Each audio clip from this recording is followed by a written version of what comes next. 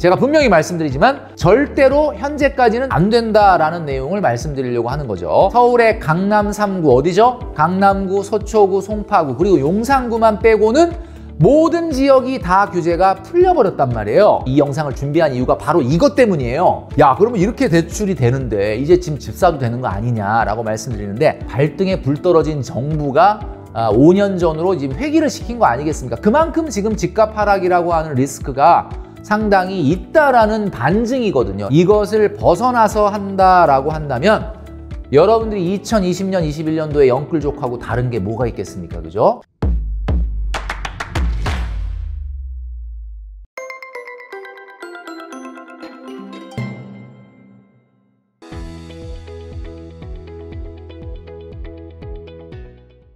네, 여러분 안녕하십니까? 돈으로 혼쭐 내는 남자 돈줄남 김경필입니다. 오늘 이 시간에는 대출은 과연 어느 정도까지 받는 것이 괜찮을까라는 내용으로 말씀드릴 테니까요. 영상 끝까지 시청해 주시면 좋겠습니다. 자, 최근에 집값이 좀 많이 하락을 하고요. 그 다음에 일부 어떤 곳과 특정 지역 같은 경우는 집값이 조금 상승하는 곳도 또 있는 것 같습니다. 그러다 보니까 최근에 실수요자들을 중심으로 대출을 좀 받아서 집을 좀 사는 게 어떨까라는 문의나 그런 어떤 질문들이 굉장히 많이 있는데요. 여러분 지금 보시는 것처럼 서울의 아파트 전세가율이 역대 최저를 기록했다라고 합니다. 자, 서울의 아파트가 전세가율이 최저자, 강남과 송파, 용산은 50%가 붕괴됐다라는 거죠. 그러니까 무슨 얘기냐면 집값에서 전세가가 차지하는 비중이 50% 이하다라는 이야기입니다. 물론 강남 같은 지역은 뭐 그전에도 50% 이하, 특히 재건축 같은 데는 더 심하죠. 뭐 30% 이하도 있었으니까. 그런데 최근에 전세가율이 이렇게 낮아지고 있다라는 것은 앞으로 집값의 하락이 조금 더 이어질 가능성이 높다라는 의미로 우리는 받아들여야 될 겁니다. 그래서 오늘은 최근에 이어지고 있는 집값 하락 때문에 실수요자들이 시장에서 이제 조금씩 움직이기 시작을 했는데 과연 대출을 무리하게 받는 게 맞을까? 절대로 현재까지는 무리하게 대출을 받으면 안 된다라는 내용을 말씀드리려고 하는 거죠.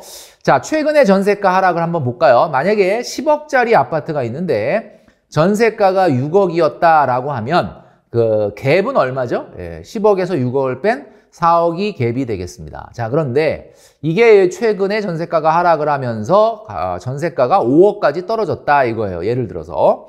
자, 그렇다면 반대로 갭이 5억으로 증가한 거 아니냐.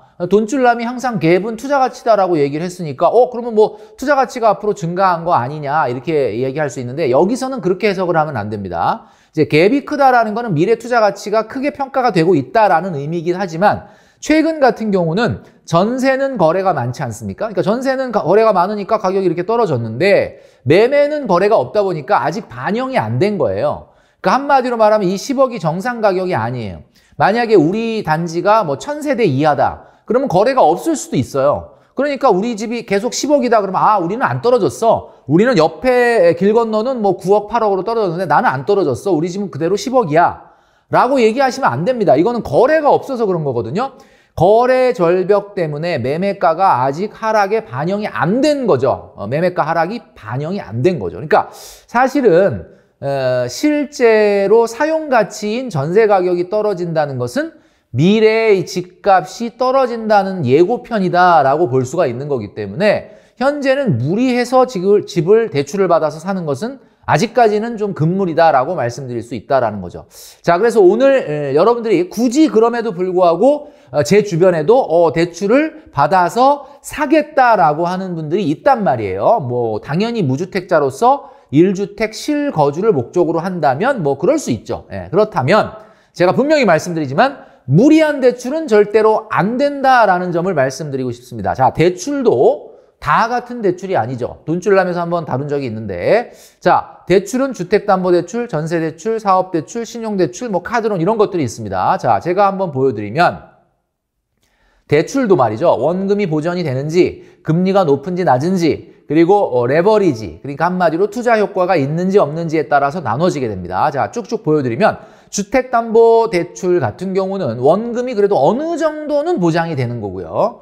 금리도 양호한 편이죠. 상대적으로. 그 다음에 집값이 오르면 다 그게 내 돈이 되지 않습니까? 그러니까 레버리지 효과도 있죠. 전세 대출은 원금이 어느 정도는 보장이 되고요. 금리도 뭐 상대적으로는 나쁘지 않은 편이죠. 그렇지만 레버리지는 없습니다. 사업 대출 같은 경우는 원금 보전이 안 되죠. 금리는 그냥 뭐 아주 나쁜 편은 아니지만 그렇다고 아주 또 낮다고 보기도 어렵죠. 레버리지 효과는 있죠. 내가 사업이 잘 된다면 돈을 많이 벌 수 있으니까. 자, 여기까지는 그렇다 치는데 신용대출이나 카드론을 잘 보시기 바랍니다. 여러분들 물론 신용대출 받아서 집을 사고 전세를 얻는 분도 있지만 대부분 신용대출은 가계 안정자금이란 말이에요. 가계 안정자금이 뭡니까? 결국 소비하려고 쓰는 거 아닙니까? 신용대출 받아서 차 사고, 신용대출 받아서 여행 가고, 신용대출 받아서 카드값 메꾸고. 자, 그렇기 때문에 신용대출 같은 경우는 다 X입니다. 뭐 카드로는 말할 나위도 없죠. 자, 그렇기 때문에 이 대출이 다 똑같은 대출이 아니에요. 그러니까 여러분들이 만약에 대출을 받는다면 오늘 돈줄남이 말씀드리는 지금 이 가이드를 잘 들으시기를 바랍니다. 이 가이드를 넘어서는 대출을 받아서는 절대 안 된다라는 거죠. 자, 첫 번째 카드론. 제가 뭐라고 얘기하겠습니까, 여러분? 카드론. 카드론은 신용대출 한도가 이미 초과했다는 증거죠. 카드론을 왜 받겠어요? 신용대출이 있고 마이너스 통장 여력이 있으면 이거 안 하죠. 그러니까 결국은 갈 때까지 간 상황인 거야. 그러니까 카드론은 절대 받으면 안 된다라는 이야기입니다. 여러분 아시겠죠? 카드론 근처도 가지 말라라는 말씀을 드리고 싶고요. 다음 신용대출입니다. 신용대출. 여러분 많이 받고 있고 또 실제 받을까 고민하고 있죠. 자, 신용대출을 보시면 원금 보전, 금리, 레버리지 아무것도 없습니다. 예, 자, 신용대출도 굉장히 경계를 해야 되는 건데 대부분 가계 안정자금이니까 단순 소비로 이어지는 경우가 너무나 많다. 자, 그러니까 이거는 어떻게 해야 되느냐? 연소득의 6개월 이내로 받아야 된다라는 겁니다. 여러분 잘 기억하시기 바랍니다. 연소득의 6개월 이내. 자, 무슨 얘기예요? 월급 300을 받는 사람이 신용대출을 받는다면 맥시멈으로 1,800만 원 이상, 2,000만 원 이상 받으면 안 된다라는 얘기입니다. 그런데 은행에서는 말이죠. 공무원이나 또 안정적인 이렇게 직장을 다니는 근로소득자 같은 경우는 본인 연봉의 1배에서 1.5배까지 신용대출을 해줍니다. 은행에서 1배에서 1.5배로 해주는데 왜 돈줄남이 6개월밖에는 받지 말라고 하느냐? 여러분 잘 생각해 보십시오. 은행은 여러분들이 이 돈을 갚을 수 있을 거냐 없을 거냐에는 별 관심이 없어요. 그러니까 무슨 얘기냐면 은행은 여러분들에게 신용대출을 해주고 그 돈의 채권이 완전히 회수가 안 되는, 그러니까 한마디로 말해서 100% 손실이 나는 금액이 어디까지냐 라는 걸 계산해서 빌려주는 거지 여러분들의 앞으로의 재정 상태, 재정 건전성을 보고 빌려주는 게 아닙니다. 여러분 착각하시면 안 돼요. 예, 얼마까지 빌려줬을 때 이 사람한테 돈을 떼일 것이냐 못 떼일 것이냐의 기준으로 주는 거지 여러분들의 재무 건전성에 걸맞는 돈을 빌려주는 게 아닙니다. 그렇기 때문에 돈줄남이 말씀드리는 이 내용을 잘 기억하시기 바란다라는 거죠. 자, 사업대출 같은 경우는 사업의 영역, 한도 내에서 받아야 되니까 이거는 제가 뭐라고 얘기할 수 있는 내용은 아니죠. 그 사업의 속성이 어떤지 이건 사업적 판단이다라고 봐야 되겠죠. 자, 전세대출 같은 경우는 여러분도 아시겠지만 전세 보증금의 80%까지가 가능한데 이것도 은행이 어떻게 하면 돈을 안 뜯길까 하는 기준으로 만들어 놓은 거지 솔직히 여러분들이 전세를 들어가는데 전세 1억을 얻는데 여러분들 돈이 2천만 원밖에 없어서 8천을 전세 대출을 8천을 받는다? 저는 이거는 아니라고 본다는 거죠. 그래서 이것도 주거비용이 월소득의 15% 이내가 되도록 받아야 된다라는 겁니다. 그게 무슨 얘기예요? 월급이 300만 원이다. 그러면 주거비용은 45만 원 이상 들어가면 안 된다. 그러면 내가 월세를 내든 전세자금 대출을 이자 내든 관리비를 내든 뭐예요? 45만 원 이상이 나가지 않는 범위 내에서 집을 얻어야 된다라는 거예요.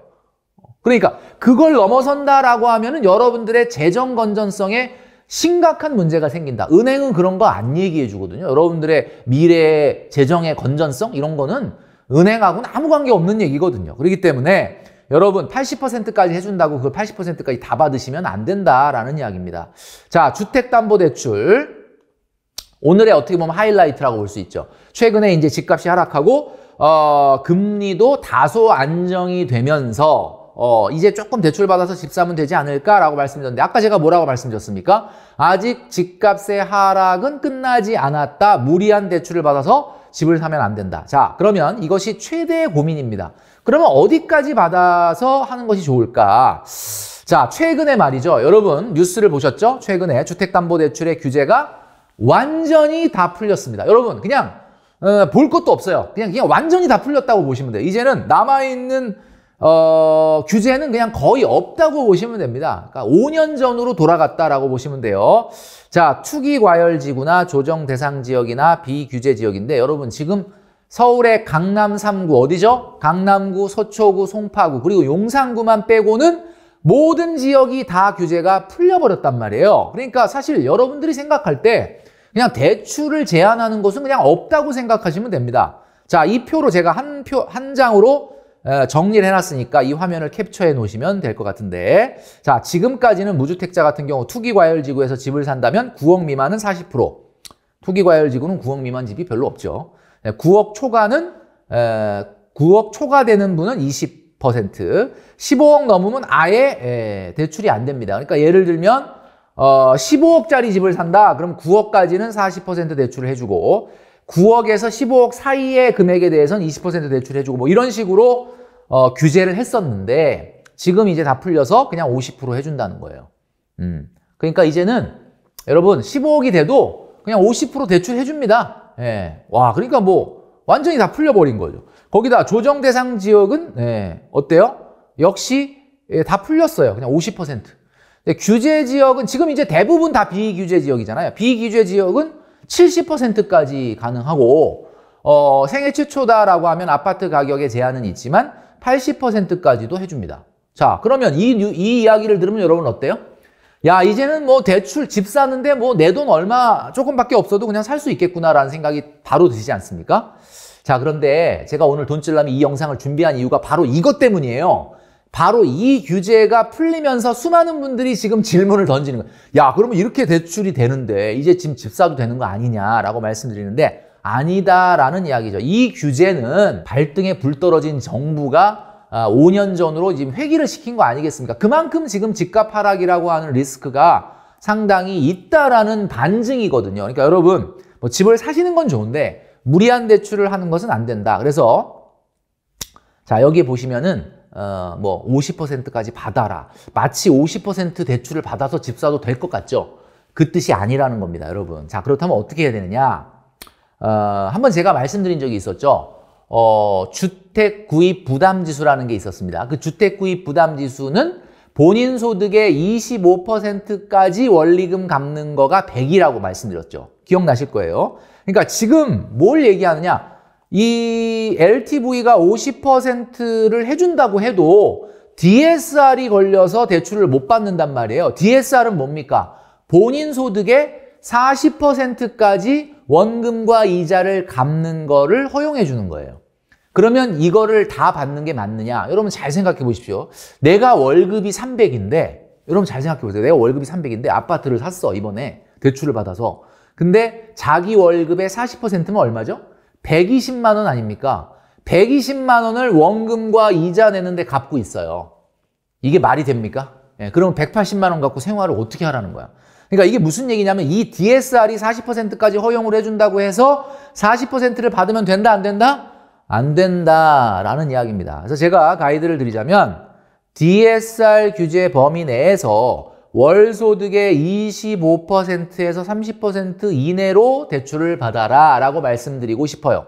아직까지는 대출 이자가 4%를 훨씬 넘어가고 있기 때문에 25에서 30% 수준 이상을 받는 것은 절대 안 된다라는 말씀을 드립니다. 자, 그렇다면 어느 정도냐? 어느 정도입니까? 예를 들면 300만 원을 받는 사람이다 라고 하면은 맥시멈이 90만 원인 거예요. 맥시멈이 90만 원. 300만 원을 버는 사람이 대출을 받아서 집을 산다? 그러면 원금과 이자가 월 90만 원 이상 나오지 않는 범위 내에서 대출을 받아라 라는 이야기죠. 자, 이 원칙을 여러분들이 반드시 지키면서 내 집 마련을 한다면 뭐 그것은 뭐 오케이. 그러나 이것을 벗어나서 한다라고 한다면 여러분들이 2020년, 21년도에 영끌족하고 다른 게 뭐가 있겠습니까? 그죠? 그러니까 여러분 이 부분을 명확하게 생각을 하시면 될 것 같다라는 말씀을 드리면서 오늘 영상을 마무리하도록 하겠습니다. 앞으로 기업들을 챗GPT를 활용하는 기업과 안 활용하는 기업을 나눌 수가 있어요. 생산성이 달라질 거거든요. S티어는 증권입니다. 토큰 증권이에요. 그럼 주식을 투자하는 건 우리의 자산군에 속하잖아요. 주식을 투자할 수도 있고 채권 투자할 수도 있는데 그것처럼 우리의 투자할 수 있는 자산이 토큰 증권이 하나 더 들어온 겁니다. S티어 증권이 무엇이며 투자 기회에서는 어떻게 분석하고 바라봐야 되는지 기본 개념은 알고 가야 됩니다. 앞으로 기업들은 주식을 발행할 수도 있고 S티어 증권을 발행할 수도 있어요. 여러분 어디에 투자할 거예요? 똑같은 기업이 발행한 겁니다. 주식을 살 거예요? 토큰 증권 살 거예요? 이런 내용이 되겠습니다.